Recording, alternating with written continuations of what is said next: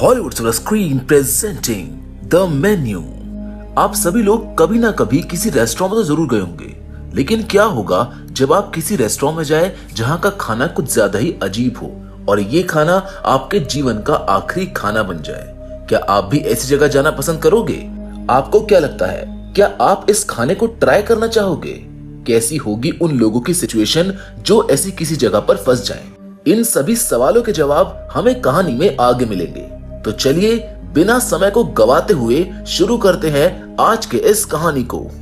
इस कहानी की शुरुआत में हमें यहाँ के मेन कैरेक्टर फूडी टाइलर लेडफोर्ट और उसकी डेट मार्गरेट मिल्स को दिखाया जाता है, जो आज रात किसी स्पेशल इवेंट की बात कर रहे होते हैं। मार्गरेट स्मोक कर रही होती है, जिस पर टाइलर उसको मना करता है और कहता है कि ऐसा करने से उसके टेस्ट बड्स खराब हो जाएंगे और वो आज की नाइट के डिशेस एंजॉय नहीं कर पाएगी। मार्गरेट के लिए वो इवेंट किसी नॉर्मल इवेंट के जैसे ही है, मगर फिर भी वो उसकी बात मानकर स्मोक करना बंद कर देती है। कुछ देर बाद उन्हें लेने एक बोट आती है, जिसको देखकर मार्गरेट पूछती है कि क्या इसमें सभी लोग आ जाएंगे, क्योंकि उसको वो काफी छोटी लग रही थी। जिस पर टाइलर कहता है कि ऐसा कुछ नहीं है, क्योंकि वो बोट केवल 12 मेंबर्स के लिए बनी है, जिसका मतलब है कि आज उस पार्टी में सिर्फ 12 खास लोग ही जा रहे हैं। टाइलर ये भी बताता है कि उस इवेंट में जाने के लिए उन सभी लोगों ने $1250 पर हेड पे किए हैं, यानी कि लगभग 1 लाख रुपए। अब नॉर्मली तो कोई इतना पैसा सिर्फ एक मील के लिए नहीं देगा,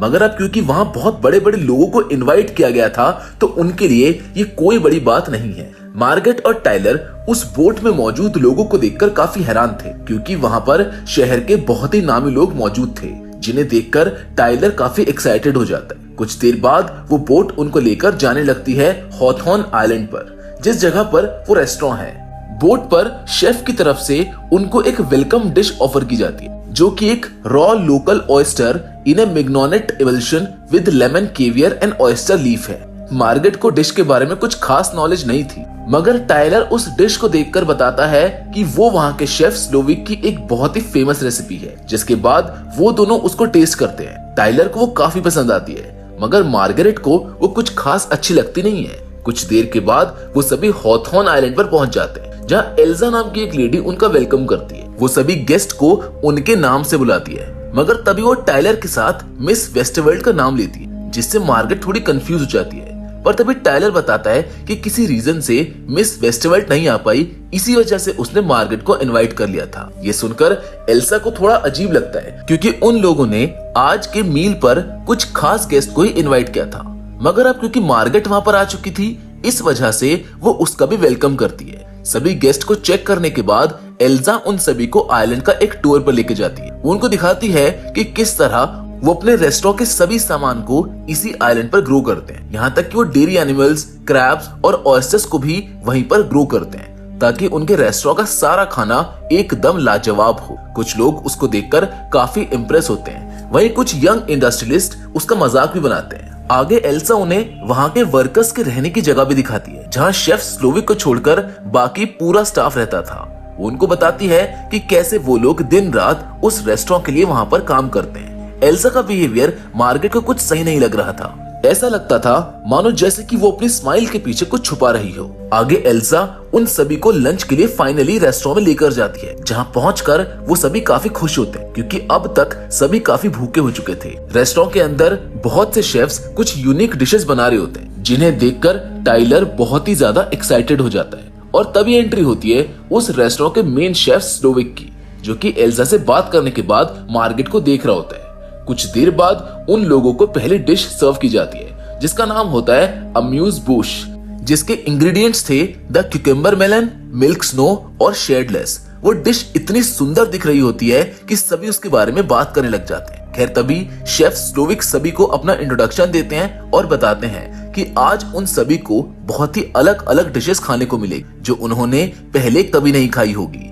पर शेफ उन सभी से एक रिक्वेस्ट करता है कि वो कोई भी डिश पेट भरकर ना खाए, बल्कि सिर्फ उसे टेस्ट करें और फील करें, क्योंकि पेट भरने के लिए उनका रेस्टोरेंट काफी एक्सपेंसिव है। इसी के साथ इनके सामने दूसरी डिश को भी सर्व किया जाता है, जिसका नाम था द आइलैंड, जिसके इंग्रेडिएंट्स थे कुछ प्लांट्स और रॉक्स, जो कि उसी आइलैंड के थे। वो डिश देखने में इतनी बेहतरीन लग रही होती है कि सभी उसको देखते ही रह जाते हैं। इससे पहले कि वो लोग उस डिश की तारीफ में कुछ कहते, शेफ स्लोविक कहते हैं कि हम इस रेस्टोरेंट में कुछ भी खास नहीं बना रहे हैं, बल्कि नेचर हमसे ज्यादा सुंदर चीजें बनाता है। जिसको सुनकर टाइलर तो रोने ही लग जाता है। वो शेफ स्लोविक की बातों से कुछ ज्यादा ही अटैच होने लग जाता है। सभी लोग आपस में बातें कर रहे होते हैं जिन्हें एल्जा सुन रही होती है। खाना एंजॉय करने की जगह कुछ लोग आपस में लड़ाई कर रहे होते हैं। वहीं कुछ फूड क्रिटिक उस पर अपने रिव्यू दे रहे होते हैं। कुछ देर बाद टाइम आता है दूसरी डिश का, जो थी ब्रेडलेस ब्रेड प्लेट, जिसके इंग्रेडिएंट्स थे the savoury accompaniment without bread. वैसे तो ये डिश ब्रेड के साथ खाई जाने वाली होती है, मगर शेफ स्लोविक का कहना था कि ब्रेड पुअर लोग खाते हैं, और क्योंकि आज के दिन यहाँ इतने बड़े बड़े दिग्गज लोग आए हैं, इसीलिए उनको ब्रेड खाना शोभा नहीं देता। इसलिए वो उस डिश को विदाउट ब्रेड ही सर्व करते हैं। पहले तो सभी को लगता है कि शेफ उनके साथ मजाक कर रहे हैं, मगर जब एक्चुअल में ब्रेड नहीं आती है तो बहुत से लोग उसे एक क्लासी डिश समझकर ऐसे ही खाने लगते हैं। पर तभी कुछ इंडस्ट्रियलिस्ट एल्जा से ब्रेड के लिए रिक्वेस्ट करते हैं, जिस पर वो साफ मना कर देती है, जिससे वो लोग उसे अपने स्टेटस के बारे में बताने लगते हैं। मगर एल्जा तो उनके स्टेटस से पहले ही वाकिफ थी। तभी वो उनमें से एक के कान में कुछ कहती है, you will eat less than you desire and more than you deserve, जिसका मतलब था कि वो लोग अपनी इच्छा से कम और अपनी औकात से ज्यादा खाना खाएंगे। मगर ये बात उनको कुछ समझ में नहीं आती है। मार्गरेट को वो डिश कुछ समझ नहीं आती, इसीलिए वो उसको बिल्कुल भी टच नहीं करती है। तभी टाइलर से एक ग्लास नीचे गिर जाता है, जिससे शेफ स्लोविक वहां आकर मार्गरेट से पूछते हैं कि आखिर वो कुछ खा क्यों नहीं रही है, जिस पर वो बोलती है कि उसे उस डिश में कुछ भी खाने जैसा नहीं लग रहा है। ये सुनकर शेफ उससे वही खाने की रिक्वेस्ट करते हैं, मगर फिर भी वो उसको खाने से मना कर देती है, जिसके बाद वो वहां से चले जाते हैं। टाइलर को मार्गरेट का शेफ स्लोविक से इस तरह से बिहेव करना बिल्कुल भी अच्छा नहीं लग रहा था, जिस पर मार्गरेट उसको कहती है कि अगर उसे उनका खाना अच्छा लग रहा है तो वो खाए, मगर उसको खाने के लिए फोर्स ना करे। कुछ देर बाद शेफ उन्हें उनकी तीसरी डिश सर्व करते हैं, जिसका नाम होता है द मेमोरी। इसके रेफरेंस में शेफ बताते हैं कि ये डिश उन्हें उनकी पास्ट की याद दिलाती है कि जब वो छोटा था तब एक टैको ट्यूसडे की रात उसके डैड ड्रंक होकर घर आए और उसकी मॉम के नेक को टेलीफोन वायर में लपेटकर दबाने लगे, जो देखकर स्लोविक ने उनकी थाइस पर सीजर से हमला कर दिया और अपनी मॉम को बचा लिया। खैर स्टोरी के बाद वो डिश सर्व होती है, जो बनी थी house smoked brisket chicken thigh al pastor plus tortillas से। उन टॉर्टिलास पर कुछ इमेजेस बनी हुई थी जो कि उन सभी लोगों से रिलेटेड थी जो वहां पर बैठे हुए थे। उन टॉर्टिलास को देखकर वहां बैठे सभी लोगों के होश उड़ जाते हैं, क्योंकि उनमें उनकी लाइफ के कुछ डार्क सीक्रेट्स थे जिन्हें उन्होंने सारी दुनिया से छुपाकर रखा हुआ था। इन सब से वो सभी काफी फ्रस्ट्रेट हो जाते हैं। इसी बीच मार्गरेट और टाइलर की आपस में लड़ाई हो जाती है, जिससे फ्रस्ट्रेट होकर मार्गरेट वहां से उठकर रेस्टरूम में चली जाती है, जहां वो विंडो के पास खड़े होकर सिगरेट पी रही होती है कि तभी वहां पर शेफ स्लोविक आ जाते हैं, जिन्हें देखकर वो घबरा जाती है क्योंकि वो लेडीज रेस्टरूम में आ गए थे। स्लोविक उससे पूछता है कि आखिर उसने उसकी लास्ट डिश को क्यों नहीं खाया, जिसका मार्गरेट बिना जवाब दिए वहां से चली जाती है। अब आती है शेफ की चौथी डिश की बारी, जिसका नाम होता है द मेस, जिसको बताने के लिए शेफ स्लोविक अपने एक वर्कर जेरेमी को बुलाते हैं और सभी को उसकी लाइफ स्टोरी सुनाने लगते हैं, जिसके बाद वो उसको किस करते हैं और तभी जेरेमी अपने आप को शूट कर लेता है। ये देखकर सभी गेस्ट बहुत घबरा जाते हैं और अपनी सीट से दूर भागने लगते हैं, मगर शेफ सबको कन्विंस करते हैं कि ये बस मेन्यू का एक पार्ट है, जिससे सभी को लगने लगता है कि शायद वो एक शो था जिसके बाद उन सभी के सामने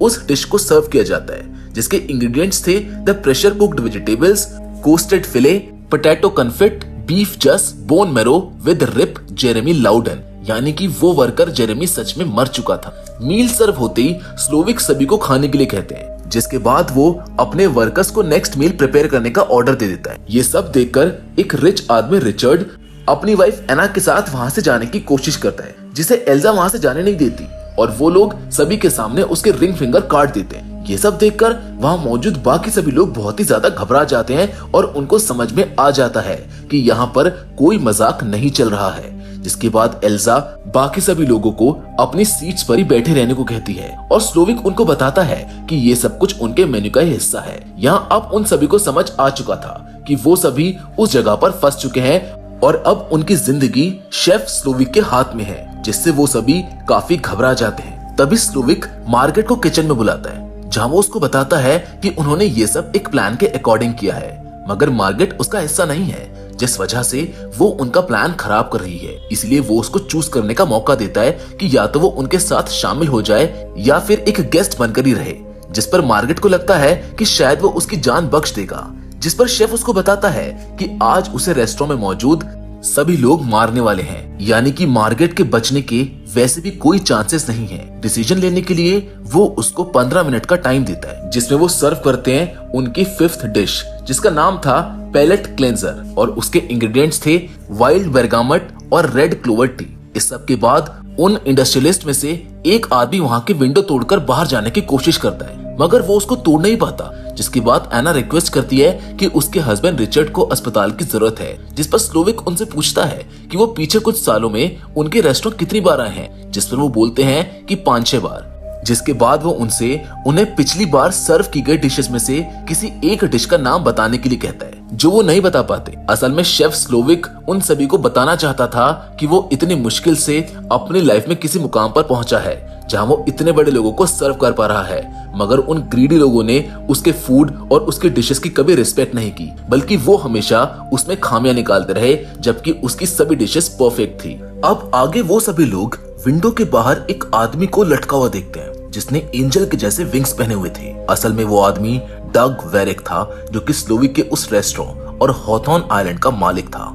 उसको देखकर सभी बहुत ज्यादा डर जाते हैं और उसको रुकने के लिए कहते हैं। वो शेफ स्लोविक को बहुत सा पैसा भी ऑफर करते हैं, मगर एक कलाकार को पैसों की नहीं बल्कि रिस्पेक्ट की जरूरत होती है, और वो लोग ये बात कभी समझ ही नहीं पाए थे। जिसके बाद स्लोविक डग वेरिक को एंजल की तरह पानी में डुबाकर सबके सामने मार डालता है। इसके बाद शेफ मार्गरेट का डिसीजन पूछने के लिए उसको ऑफिस में बुलाता है। वहाँ मार्गरेट उसको बताती है कि वो एक कॉल गर्ल है जो टाइलर के कहने पर यहाँ पर आई है। जिसके बाद शेफ स्लोविक उसको बताता है कि उसे खुशी से किसी के लिए खाना बनाए हुए सालों हो चुके हैं। जिसके बाद वो सभी लोगों को अगले मील के लिए बाहर लेकर जाता है। वहाँ वो अपनी एक और वर्कर कैथरीन केलर को बुलाता है, जो सबको बताती है कि 3 साल पहले शेफ स्लोविक ने उसके साथ फिजिकल होने की कोशिश की थी, मगर उसने मना कर दिया था।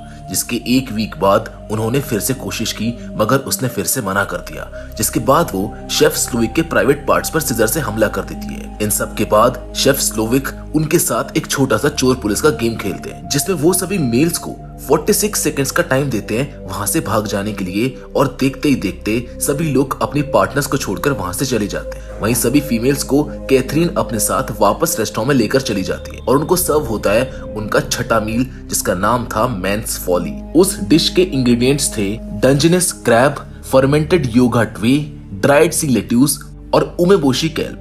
सभी लेडीज आपस में बैठकर बात करती है, जहां एना मार्गरेट से पूछती है कि क्या वो उसके हस्बैंड को जानती है, जिस पर वो हाँ बोलती है। असल में रिचर्ड मार्गरेट का काफी पुराना क्लाइंट था, जिससे उसको प्यार हो गया था। जिसके बाद मार्गरेट अपने बारे में बताती है कि असल में उसका नाम मार्गरेट नहीं बल्कि एरिन है, और वो ब्रॉकटन मैसाचुसेट्स से है। कुछ देर बाद स्लोविक के गार्ड सभी को पकड़कर वापस ले आते हैं, जिससे ये गेम यहीं पर खत्म हो जाता है। सभी लोग वापस आकर एक बार फिर अपनी अपनी सीट्स पर बैठ जाते हैं। जिसके बाद शेफ स्लोविक एक बड़े राज का खुलासा करता है। असल में टाइलर को पहले से ही आज हो रही सभी चीजों के बारे में पता था, क्योंकि शेफ स्लोविक ने ही उसको वो सब कुछ बताया था। उसके बाद भी वो मार्गरेट को अपने साथ लेकर आया, क्योंकि उसकी डेट मिस वेस्टवर्ल्ड से ब्रेकअप हो गया था। जैसे ये बात मार्गरेट को पता चलती है तो उसको टाइलर पर बहुत गुस्सा आता है, क्योंकि उसकी वजह से आज उसकी भी जान खतरे में है। ये सब होने के बाद शेफ स्लोविक टाइलर को किचन में कुछ बनाने के लिए कहते हैं, क्योंकि वो अपने आप को बहुत बड़ा फूड क्रिटिक समझता था। टाइलर कुछ भी बनाने से मना करता है, मगर शेफ स्लोविक उसको कुछ बनाने के लिए फोर्स करते हैं, जिस पर टाइलर अंडरकुक्ड लैम्ब, बटर सॉस जैसे इंग्रेडिएंट के साथ एक बकवास सा मील प्रिपेयर करता है, जिसे नाम दिया जाता है टाइलर्स बुलशिट।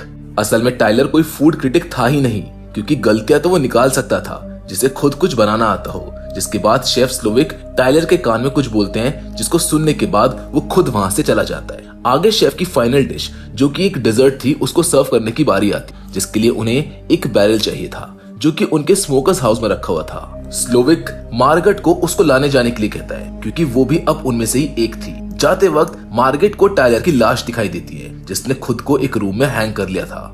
खैर वो वहां से निकलकर स्मोक हाउस में चली जाती है, जहाँ उसको बैरल के ऊपर एक चाकू मिलता है, जिसे लेकर वो शेफ के पर्सनल वेयर हाउस में घुस जाती है, मगर वहाँ उसका कोई पीछा कर रहा होता है। मार्गरेट को घर के अंदर जाकर एक सिल्वर गेट नजर आता है, जिसे वो खोलने की कोशिश करती है, मगर तभी वहाँ पर एल्जा आ जाती है, जो उसके ऊपर अटैक करने लगती है। एल्जा मार्गरेट को मार पाती इससे पहले मार्गरेट से ही सेल्फ डिफेंस में उसका खून हो जाता है, जिसके बाद वो उस सिल्वर गेट के अंदर जाती है। वहां पर उसको शेफ स्लोविक की कुछ पुरानी फोटोज दिखती है, जिसमें वो देखती है कि जब शेफ पहली बार कुक बना था तो वो बहुत खुश था, मगर धीरे धीरे ट्रोल होते होते उनके चेहरे की सारी खुशी गायब हो गई और इसी वजह से उन्होंने अपनी सारी खूबसूरत यादों को उस रूम में बंद करके रखा था। तभी वहां पर मार्गरेट को एक रेडियो मिलता है, जिससे वो हेल्प बुलाने की कोशिश करती है। जबकि वहाँ रेस्टोरेंट में ब्राइस, जो कि एक इंडस्ट्रियलिस्ट था, उसका आज बर्थडे होता है, जिसके लिए शेफ स्पेशल केक लेकर आता है। मगर तभी वहां पर एक बोट आती है, जिससे सबको पता चल जाता है कि मार्गरेट ने किसी को यहाँ पर हेल्प के लिए बुला लिया है।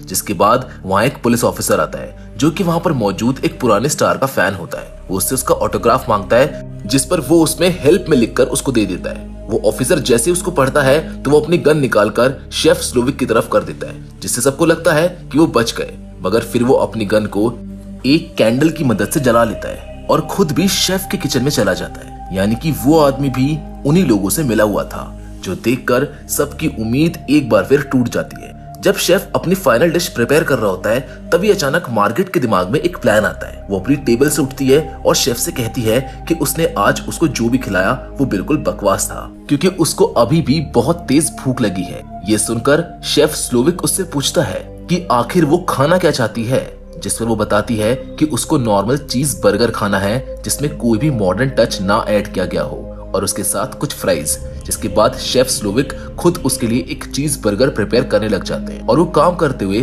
काफी खुश थे। उन्हें ऐसा लग रहा था मानो सच में कोई उनके हाथ का खाना खाना चाहता हो, जैसे जब वो पहली बार शेफ बने थे तब। मील प्रिपेयर होने के बाद वो उसे मार्गरेट को सर्व करते हैं, जिसको वो बहुत ही ज्यादा पसंद आता है। जिसके बाद वो उसको एक पैक करने के लिए भी कहती है, जिस पर शेफ उसके लिए एक पैकेज और एक गिफ्ट बॉक्स लेकर आते हैं। उसके बाद वो उसको वहां से जाने भी देते हैं, क्योंकि मार्गरेट असल में उनके प्लान का हिस्सा नहीं थी और उसने शेफ को वो खुशी दी थी जो सालों पहले ना जाने कहां गुम हो गई थी। मार्गरेट के वहां से जाने के बाद शेफ बाकी लोगों को भी उनके गिफ्ट्स और बिल लाकर देते हैं। इसके बाद उनके वर्कर्स सारे खाने के सामान को पूरे रेस्टोरेंट में फैलाने लगते हैं। सभी लोगों को चीज रोल्स के जैकेट्स पहना दिए जाते हैं और उनके सर पर चॉकलेट रख दिया जाता है। जिसके बाद शेफ स्लोविक बीच में आकर वहां पर आग लगा देते हैं, जिससे धीरे धीरे सभी लोग जलने लगते हैं और शेफ अपने इस फाइनल डिश का नाम देते हैं स्मोर, जिसके इंग्रेडिएंट्स थे marshmallow, chocolate, graham cracker, customers, staff और रेस्टोरेंट। ये सब कुछ मार्गरेट दूर एक बोट पर बैठी देख रही होती है, जिसके बाद वो शेफ का दिया हुआ बर्गर भी खाती है। ये सब करके शेफ सिर्फ ये बताना चाहता था कि कैसे किसी क्रिएटर की क्रिएशन को लोग धीरे धीरे गलतियां निकाल कर और अपने अकॉर्डिंग मॉडिफाई कर उसे बदल देते हैं, जिससे आखिर में उसकी एक्चुअल क्रिएशन की डेथ हो जाती है। जिसके साथ ये कहानी भी यहीं पर खत्म हो जाती है। मैं उम्मीद करता हूँ कि ये कहानी आपको पसंद आई होगी। बाकी फिलहाल आज के इस वीडियो में बस इतना ही, लेकिन हम फिर से जरूर मिलेंगे, और वो भी एक और नई इंटरेस्टिंग कहानी के साथ। मगर तब तक के लिए धन्यवाद।